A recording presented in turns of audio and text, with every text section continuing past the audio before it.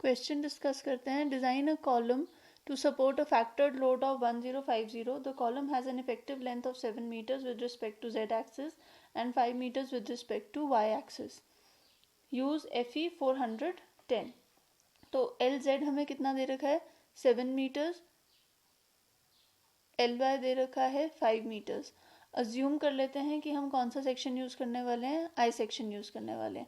उसमें I section में मैंने बकलिंग क्लास अज्यूम कर ली कि जेड जेड के अबाउट बकलिंग क्लास ए होगी और वाई वाई के अबाउट बकलिंग क्लास क्या होगी, बी होगी. ये अज्यूम्ड वैल्यूज हैं. नेक्स्ट स्टेप होता है स्लेंडरनेस रेशो कैलकुलेट करना. स्लेंडरनेस रेशो कैलकुलेट करने के लिए हमें क्या करना पड़ेगा, हमें डिसाइड करना पड़ेगा कि मुझे एल एक्स की वैल्यू लेनी है कि मुझे एल वाई की वैल्यू लेनी है. अगर मुझे एल एक्स की वैल्यू लेनी है तो उसके लिए देखना पड़ेगा कि आई सेक्शन की क्या प्रॉपर्टीज हैं. आई सेक्शन की प्रॉपर्टी ये है कि I section is stronger about the Z Z axis and weaker about the Y Y axis. क्योंकि I section is weaker about the Y Y axis, तो जो भी डिजाइन हम करेंगे वो किसके अबाउट करेंगे, वाई वाई एक्सिस के अबाउट डिजाइन करेंगे. इससे क्या होगा कि हम मिनिमम वैल्यू ऑलरेडी फाइंड कर देंगे. जैसे जब हम एनालिसिस करते थे तो हम F C D Z Z calculate करते थे और हम F C D Y Y calculate करते थे. जो उनमें से मिनिमम वैल्यू होती थी एफ सी डी की, उस वैल्यू से हम क्या कैलकुलेट कर लेते थे, पी डी कैलकुलेट कर लेते थे. इसलिए यहाँ पे हम दो डिफरेंट कैलकुलेशंस करने के बजाय डायरेक्टली क्या कैलकुलेट कर रहे हैं, वाई वाई एक्सिस के अबाउट कैलकुलेट कर रहे हैं. वाई वाई एक्सिस के अबाउट कैलकुलेट करेंगे तो हमारे पास क्या है कि हम स्लेंडरनेस रेशो को कितना ले सकते हैं, 100 ले सकते हैं, क्योंकि लेंथ वाई वाई एक्सिस के अबाउट कितनी है 5 मीटर्स. तो मैंने स्लेंडरनेस रेशो 100 रिज्यूम कर ली. स्लेंडरनेस रेशो 100 रिज्यूम करने के बाद अब मैं बोल रही हूँ आपको कि हम डिज़ाइन किसके अबाउट करेंगे, वाई वाई एक्सिस के अबाउट डिज़ाइन करेंगे. तो टेबल 9B. बी क्यों, क्योंकि वाई वाई एक्सिस के अबाउट बकलिंग क्लास कौन सी है, बी है, इसलिए टेबल कौन सा यूज़ करा जाएगा, 9B टेबल यूज़ किया जाएगा. अब लैम्डा को आप कैलकुलेट, हमें पता है 100 है लैम्डा की वैल्यू, एफ वाई कितना होता है 250 होता है. सो फ्रॉम टेबल 9B 100 के कॉरस्पॉन्डिंग और 250 के कॉरस्पॉन्डिंग हमारे पास एफ सी डी की वैल्यू कितनी आ जाएगी, 118 न्यूटन पर mm स्क्वायर. आप नोटिस करो कि हमने जो स्लेंडरनेस रेशो की वैल्यूज लेनी है, मैंने आपको बताया था कि ये कौन से मल्टीपल्स में लेंगे, 10 के मल्टीपल्स पे लेंगे. 10 के मल्टीपल्स पे इसलिए ले रहे हैं क्योंकि यहाँ से आप डायरेक्टली एफसीडी की वैल्यू ले सकते हो. अगर मैं सपोज 95 अज्यूम करती तो मुझे 90 और 100 के बीच में इंटरपोलेशन करनी पड़ती. तो यहाँ पे हम टाइम सेव कर रहे हैं डायरेक्टली 100 यूज़ करके या फिर डायरेक्टली 90 यूज़ करके. तो आपने लैम्डा कैलकुलेट कर लिया. लैम्डा कैलकुलेट करने के बाद आप एरिया रिक्वायर्ड कैसे आ जाएगा, फैक्टर्ड लोड. यहाँ पे ऑलरेडी आपको जो लोड दे रखा है वो कैसा लोड दे रखा है, फैक्टर्ड लोड. अगर सिंपली लोड लिखा होता तो आपने 1.5 से इस लोड को मल्टीप्लाई कर देना था. तो फैक्टर्ड लोड हमारे पास 1050 है, किलो न्यूटन में है, इसलिए 10⁻³ करके इसको न्यूटन में ले आए, डिवाइडेड बाय जो एफ सी डी हमने अज्यूम किया है. उस अज्यूम्ड वैल्यू से हमारे पास एरिया रिक्वायर्ड आ रहा है 8000 अप्रॉक्सीमेटली 900 या 8898.3 mm स्क्वायर.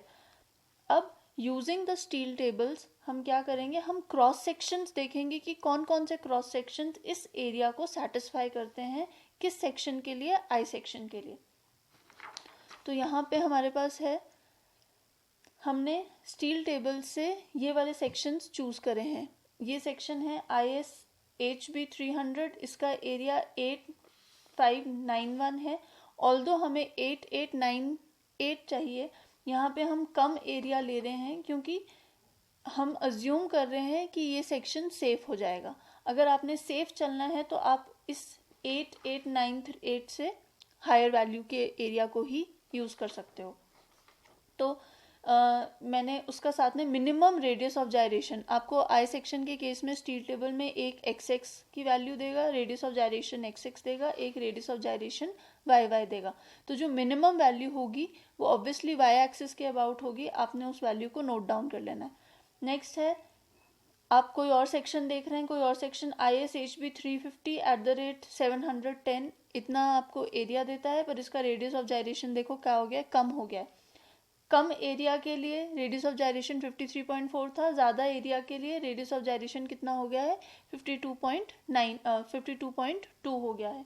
वैसे ही ISWB देख सकते हो 8500 के करीब है, 40 इसका रेडियस ऑफ जायरेशन है 40 mm। ISMB 450 एरिया 9227 है और रेडियस ऑफ जायरेशन और कम हो गया है, कितना हो गया है 300।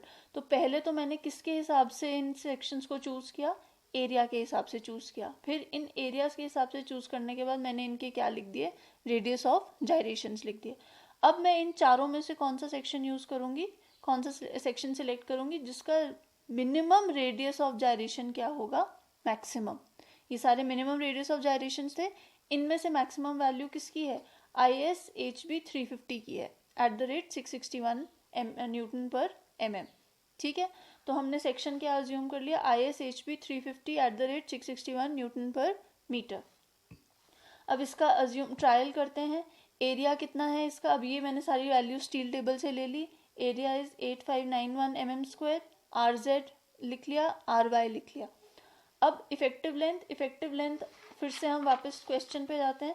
क्वेश्चन में वो मुझे डायरेक्टली किसकी वैल्यू दे रहा है, इफेक्टिव लेंथ की। अगर नहीं दे रहा होता तो उसने मुझे एंड कंडीशंस दी होती, एंड कंडीशन से मैंने k की वैल्यू कैलकुलेट करनी थी और उस k की वैल्यू से मैंने क्या कैलकुलेट कर लेना था, इफेक्टिव लेंथ कैलकुलेट कर लेनी थी। तो इफेक्टिव लेंथ LZ के अबाउट कितनी है 7 मीटर्स और LY के अबाउट कितनी है 5 मीटर्स।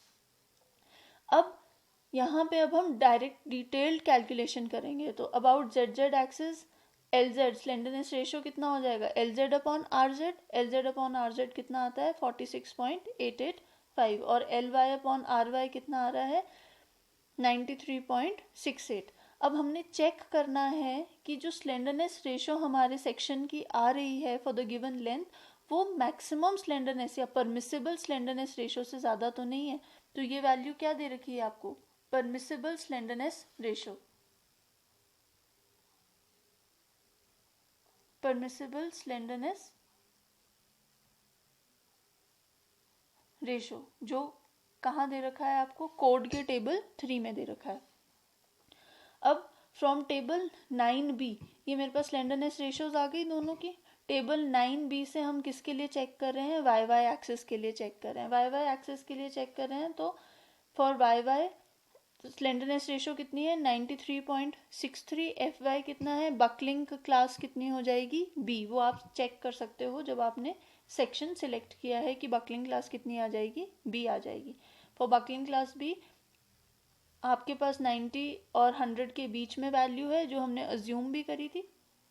तो आप इंटरपोलेट कर लो, इंटरपोलेट करने के बाद आपके पास FCD YY की वैल्यू कितनी आ गई 128.192 mm पर metre square.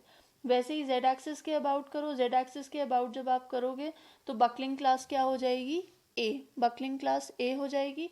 For buckling class A and lambda is equal to 46.885। आप टेबल 9A से 40 और 50 की FCD की वैल्यूज ले सकते हो। इंटरपोलेशन से आपके पास क्या आ जाएगा, FCD ZZ आ जाएगा which is equal to 2007.492 newton पर mm²।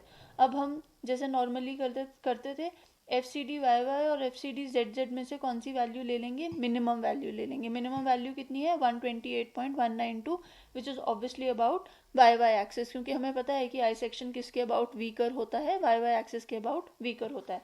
तो डिजाइन कंप्रेसिव लोड कितना हो जाएगा, design compressive load will be stress into area, stress into area that gives us 1100.297 kilonewton which is greater than 1050 kilonewton।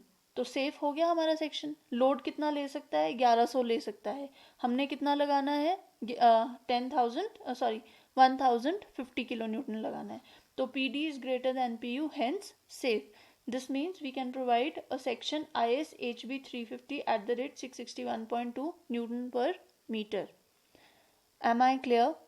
सिर्फ design के case में आपको ये इनिशियल स्टेप्स पता होने चाहिए कि आपने पहले सेक्शन डिसाइड करना है। अगर क्वेश्चन में नहीं दिया है, अगर क्वेश्चन बोल देता है कि डिज़ाइन अ स्ट्रट, स्ट्रट कर रहा है तो स्ट्रट हमेशा क्या होएगा, एंगल सेक्शन होगा, तो यहाँ पे ये भी खत्म हो गया, एंगल सेक्शन डिजाइन होएगा। बकलिंग क्लास एंगल सेक्शन के लिए क्या हो जाएगी, टेबल 10 से सी आ जाएगी। स्लेंडरनेस रेशो अज्यूम करो according to the length of the member, slenderness ratio assume करी। स्लेंडरनेस रेशो के बाद आपने टेबल 9 से जो भी क्लास है उसके अकॉर्डिंग आप एफसीडी कैलकुलेट कर लोगे, एफसीडी से आप एजी कैलकुलेट कर लोगे, एजी से आपने क्या कैलकुलेट करना है, आपने सेक्शंस अज्यूम कर लेना है कि कौन से सेक्शंस हम चूज कर सकते हैं। उन सेक्शंस में से जिसका मैक्सिमम रेडियस ऑफ जायरेशन होगा, मतलब minimum he value radius of gyration की जो मैक्सिमम आएगी, उस वाले सेक्शन को आप चूज कर लेंगे। और उसके बाद जैसे एनालिसिस करते थे, जैसे हम क्वेश्चंस करते आ रहे हैं, वैसे वैसे पूरा क्वेश्चन आप डिजाइन कर दोगे। तो यहाँ तक के स्टेप्स जो हैं वो एक्स्ट्रा हैं, उसके आगे के सेम स्टेप्स रहेंगे जो हम अभी तक करते आ रहे हैं। Okay, thank you.